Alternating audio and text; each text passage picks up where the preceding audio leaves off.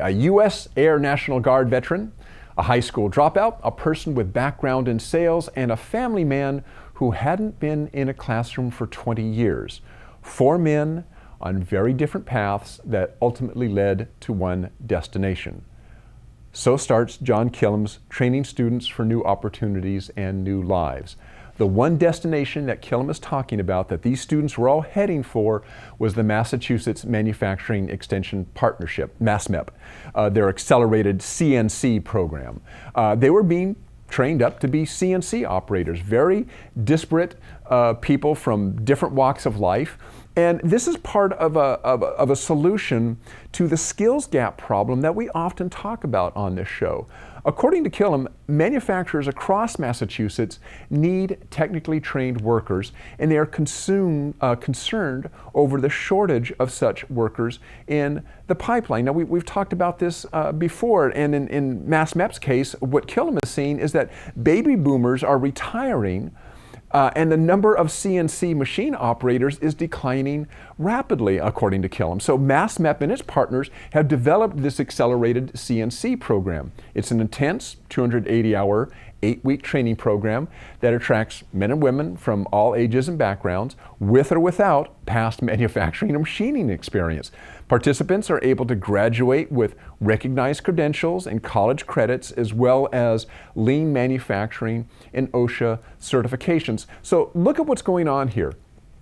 There's this need in Massachusetts. So MassMEP has stepped up at the bequest of manufacturers in the area on complaints from them that they're lacking skilled CNC operators to start this program in order to feed those people into the pipeline.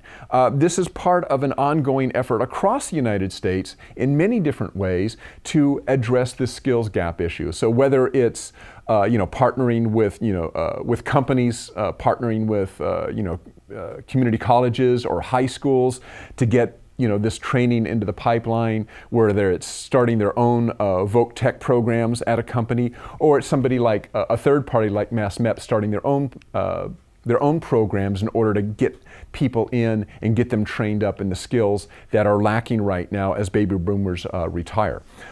So in this particular program, no matter what their background was, the accelerated CNC program was providing or is providing new opportunities for people who want a career change, or they're looking for a career, or they're out of work and really need a good job, and CNC operators get paid pretty darn well.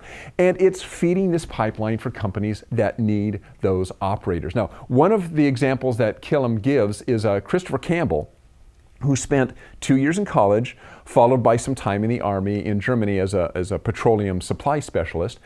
He also spent several years in the restaurant industry before he and his wife returned to Worcester, Massachusetts to raise their family. So in 2015, he began the accelerated CNC training classes offered by MassMEP.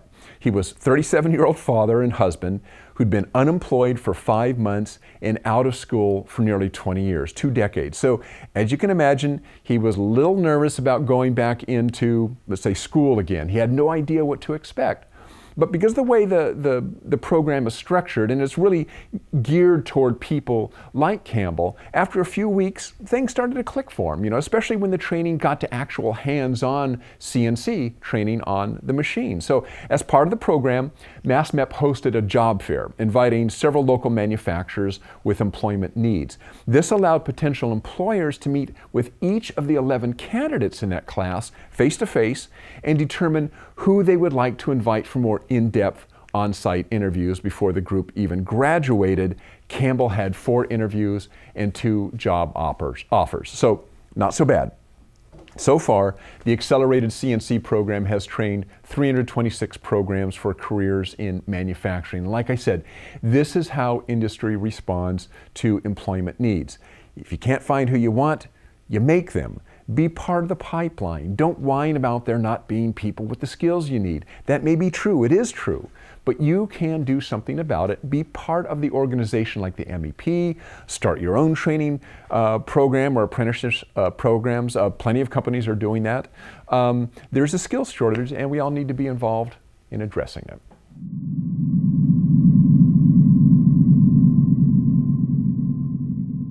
you.